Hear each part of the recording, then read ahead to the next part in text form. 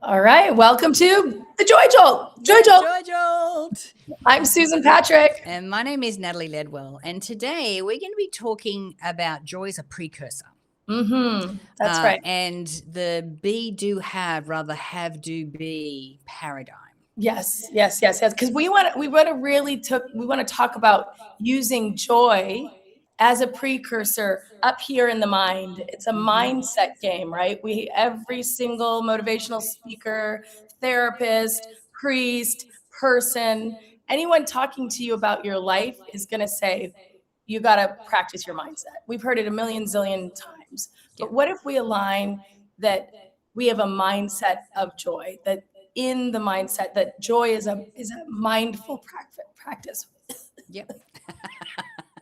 And on that note, yeah. So, and I think we touched on this in the last podcast about how mind, like joy, and that decision starts in the mind first, right? And then it travels into, our day, into our actions, into the way we show up, into our frequency. And without that higher frequency, it's a challenge for us to see ourselves out of our current situations, if it's challenging, to think ourselves out of a problem, or to be able to manifest what it is that we want. That's right. And the thing is, if we have a default of joy, and that is just our, natural frequency, then we're not just manifesting what we want, we're manifesting things we didn't even realize we wanted. Amen. Right. And more things too, and just enjoy. It's funny. You and I, we have this conversation all the time. So important to bring it up. Why is it for us that the Joy Jolt conversation should be in the front? Like joy is not frivolous. Joy isn't something that you stumble upon. Joy is the point. Yes. And I love the word that you use. Joy is the precursor. Right. And I know that we touched on this on other podcasts, but that sense of asking yourself, how can I enjoy myself more? Yeah. And I think it's enjoying myself. Yeah. And it's not like that joy only presents itself when the conditions are right. Yes. Thank you.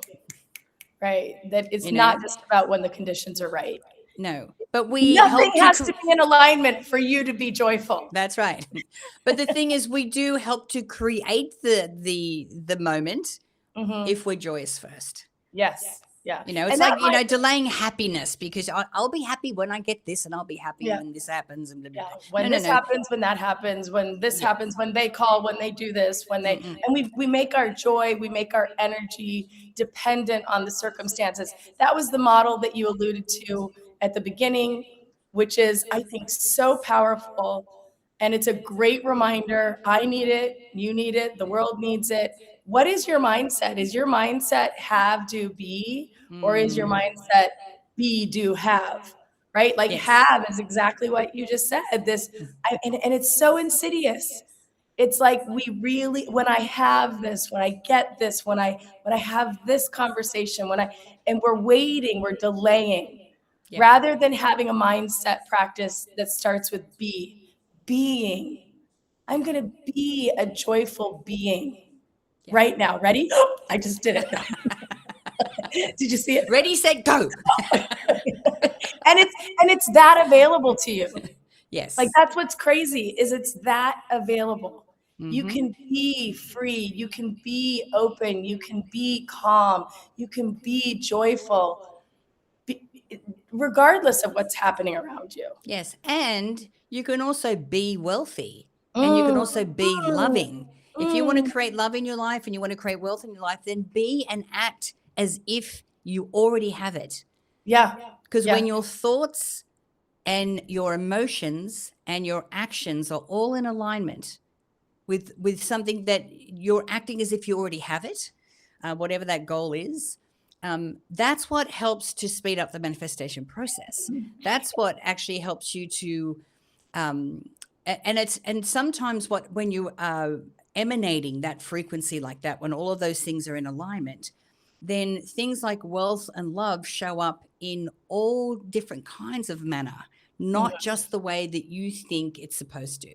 But okay, so let's even go deeper than that, right? Because it's more fun when those things show up, whatever they are, because you're being love, Yeah. you're being joy. And that's one of the ways I've approached kind of my relationship is I'm not interested in like falling in love with Jared. I'm interested in being the embodiment of what I think love Yeah. would be. I'm being love, Yeah. right? So being and joy is the same thing. It's that I'm just being it. You can't even see it. It's in me. I'm yeah. being that feeling. I'm being it in my thoughts. So how do we be more? Because the manifestation is the small part. Yes. I We know. And everyone freaks out about the manifestation part. Yeah, everyone's freaking out about it. But like we need to make the being is the payoff. Yes. Yeah. And the thing is, what I love about you and Jared's relationship as well is that your decision to be joyous within yourself, that's just a foregone conclusion. This is why you and I are working together with this, because I'm like, if I'm creating something new, I want to have fun doing it. And the only person that popped into my mind that I know that even when we're doing stuff that is a little bit outside of our comfort zone, we are still laughing and having fun. So We're having a good time. yeah, we're having a good time.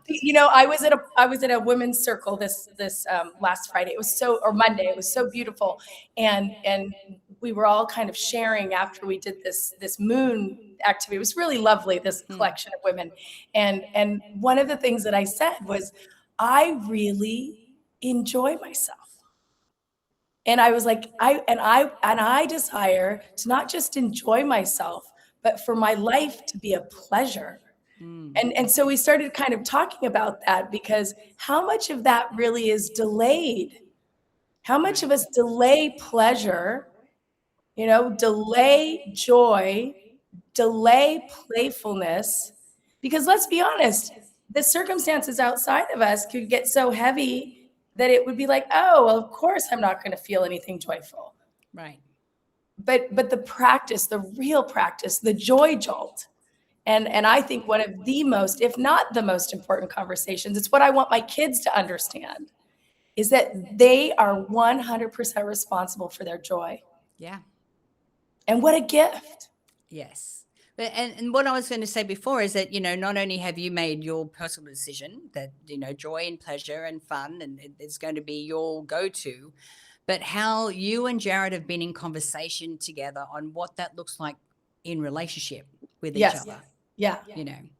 Because not everyone's version of that is the same. He's different than me. I mean, we're different, right? So that's what's fun about it, because then it can become playful. Yeah. And we become now advocates for each other's joy. Yeah. I'm not responsible. And I always tell that to my kids. I was like, look, I'm going to advocate for your happiness, but I'm not responsible for it. Right. Right. Like, and that for me, being an advocate for other people's joy, it gives me pleasure. But I have to know that if I try to be responsible for their pleasure, I'm going to drive myself crazy. Ladies, if you're out there, listen to me, because this is why mothering is so hard. You ain't responsible for your kids' happiness. Right. And you'll actually do a better job if you start advocating for people's happiness rather than taking on the responsibility. Yes, but you're not just advocating, you're also modeling. Yes. Yeah. You're modeling. Yeah. And I just this conversation now has made me think, well, how am I showing up for myself joyously? And how am I influencing people around me? It's not like I'm responsible for their joy, but how am I influencing them by the way I'm modeling and showing up, in joy? And do having, not have do being. And if you're listening and you're not quite sure what we're talking about here, like most people have a paradigm of like, I need to have the money, or I need to have the car so that I can, do all the things I want to do and travel and blah, blah, blah, blah. And then that way I'll be wealthy. But it doesn't work that way. Then I'll be happy. Then I'll be joyful. Then I'll be. That's the statement. Then I'll be. Where are you then all being yourselves? Yeah. Are you then all being? Are you on then all be? Some of the side effects of then all be is depression, anxiety, fear, doubt, loneliness. Then all be. It's an epidemic in human beings. That's right. but like we said, it's be, do, have is the paradigm to live by. Mhm. And and part of because I had a conversation with a girlfriend of mine when I was in Australia, because I've been having some financial challenges, and I was staying at her house for a couple of nights, and I Mhm. bought a couple of bottles of wine to have, and blah blah blah. And she made a point of making sure that she paid for the dinners and paid for different things. I go, darling, you Oh, don't have to do that. She goes, look, she goes, I know you. She goes, you are always very generous. you're so And generous, yeah, super right? generous. Yeah. And she goes, and you've got to understand that it's okay for us to reciprocate every once in a while. She goes, but I want you to see and understand that you are still showing up generously. Yeah. Like Yeah. you are still showing up with your energy, with our conversations, bringing wine, your participation. She goes, you're still showing up. It's just different to what you're used to. Yeah. So she goes, just remember, you are still embodying all of that right now. And I want Oh, to I love acknowledge her. that. I love her. Yeah. Right. And then your work too isn't it is it, and it's fun to be Yeah. able to be a joyous being in the receiving, because that generosity, it's all the same. Yes. It's all of ours, right? And then, like, for you to be able to receive it and really, I was having that conversation today. Like, I, Jared and I tend to be we're very generous. I am a generous human being. If I have it and I can give it, I will, because Yeah. I do. And I know I know that that's who you are. That's who I love to play with. That's who I like to hang out with. And then I started thinking about, like, wow, I really am surrounded by really generous people. And it's not just financially generous. Mm. It's like that energetic, generous. It's the idea generosity. It's so much bigger, and it's fun Yeah. when, but you don't stop being the generous person that you're being because the generosity looks different. You get to just be playful and figure out and play with what generosity looks like wherever you are in your life. Yeah. With the resources that you have in this moment. Yeah, Like yeah. how do I still show up and generosity is such a big value of mine. Mm. Generosity, loyalty, Yeah. I'm that they're big values. So even though I may not have the same resources around me, I'm still being that and embodying that with what I do have. Be generous. There it Yes. is. Yeah, You are, yeah. yeah, being generous. And that, Yeah. I love that, right? And I desire to live even more in a world, and I believe the world is moving in this direction, which really does feel fun, where Yeah. I do believe that the being conversation is up more now than ever.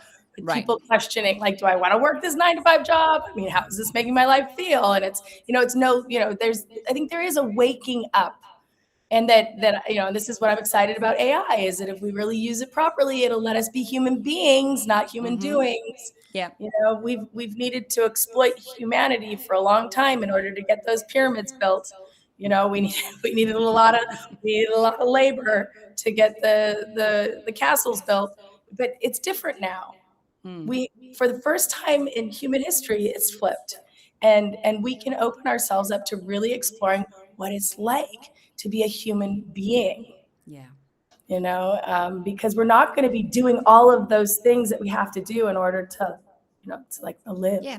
Well, and I think too that we get to this point now where we are faced with a lot of questions. Hmm. And the questions is one of the questions is, okay, well, if we have AI looking after a lot of the menial work that we normally do and creating more time and space in our lives for us, then what are we going to fill it with? And the Mm. other big question that we are faced with right now is like, well, not who am I?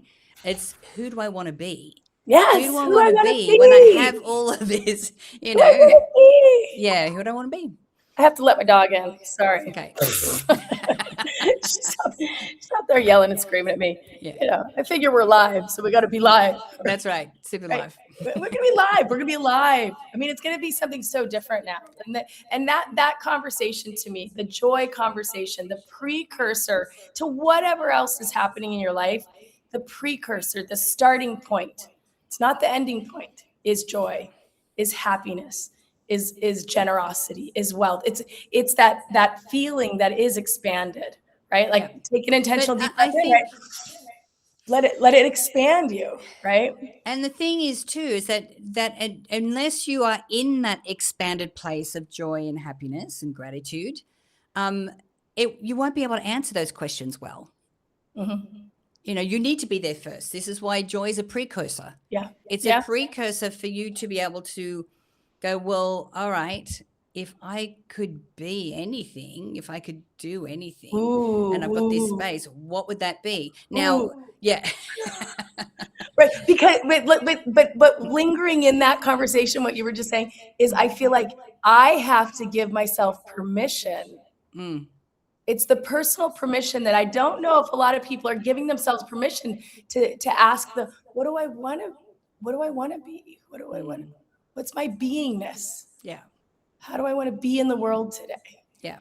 And that's not a thing that you ask yourself and you come up with an answer with straight away. Yeah. This is an ongoing inquiry.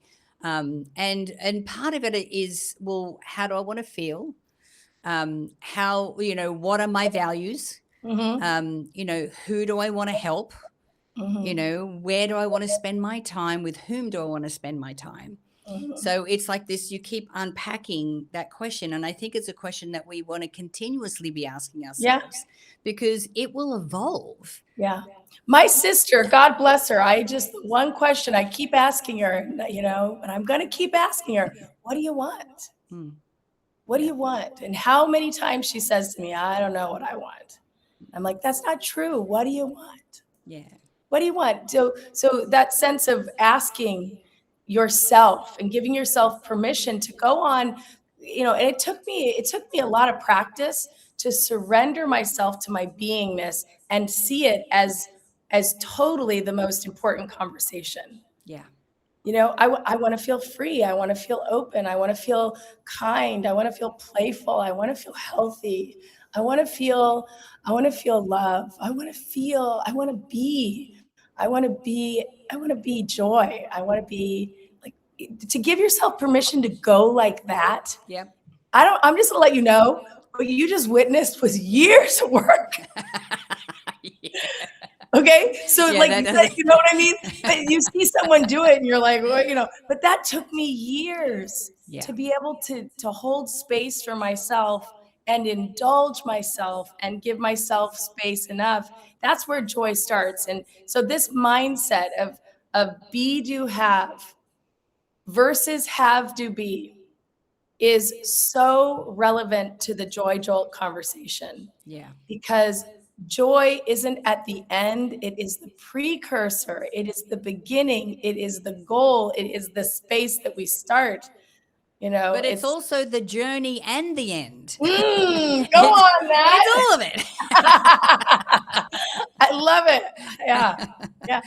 Yeah. Yeah. Because you know what I did, going full circle back to my women's circle, when I was talking about how much I enjoy myself and it's a pleasure, I finished that by saying, and it's even more pleasurable when you're hanging out with people who are in their joy and in their pleasure. Right. It magnifies, like, it's not responsible, but boy, it just makes it even more fun. And it really, and it was beautiful to be in that space because everybody does it different. Yeah. Yeah. Your joy is going to look different than my joy, Yep. but you are a human being capable of joy. Yeah. And I think joy is our beginning point. It is. And I would encourage you that if you're listening to this podcast and maybe you do think to yourself, if I ask myself the question, what do I really want? And a lot of us will say, I don't know. Yeah. But I would encourage you to, rather than think of the things that you want or the career that you want or all that you want, start with, how do I want to feel first? And what does that look like for me? Yeah. Yeah. And honor what a powerful conversation that is, because that's where life is lived, is inside the experience of your emotions, your feelings. What do you want? The quality. And I also wanted to let you know that, maybe you're coming out of a stressful time or you're coming out of, a time that's been very challenging. And I had the realization a couple of weeks ago that my default had become stress. I'm Mhm. stressing over stuff I don't even know to be stressing over. I'm like, okay, let's rejig this whole Whoa, situation. whoa. So it's not like you're going to start to ask yourself this question and instantly go into, things of gratitude and joy and all that kind of thing. Mhm. Be caring and kind with yourself. Yeah. you know Amen.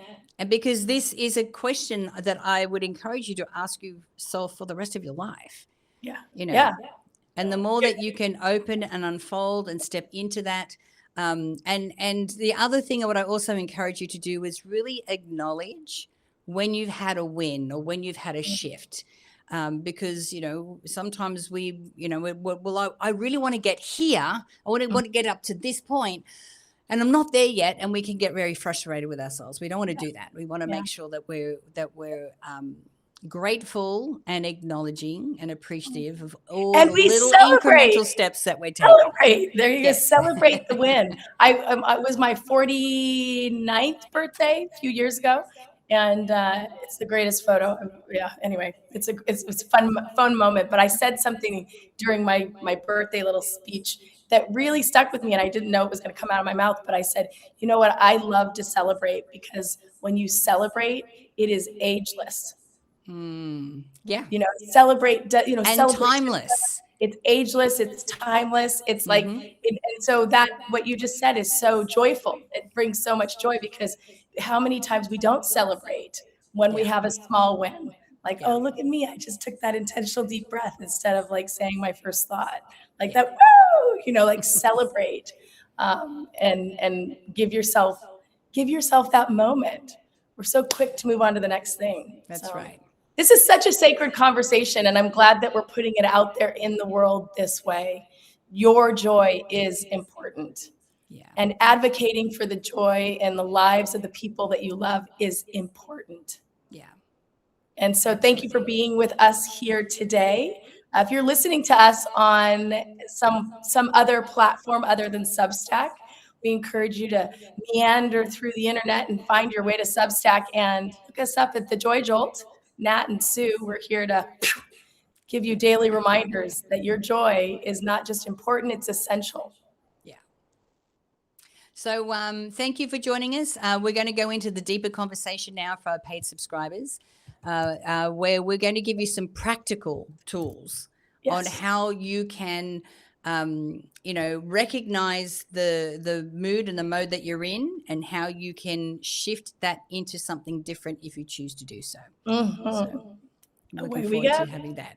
All right, everyone. Well, thanks for joining us, and we'll see you in the deeper conversation. Next time, Joy Jolt. Joy Jolt.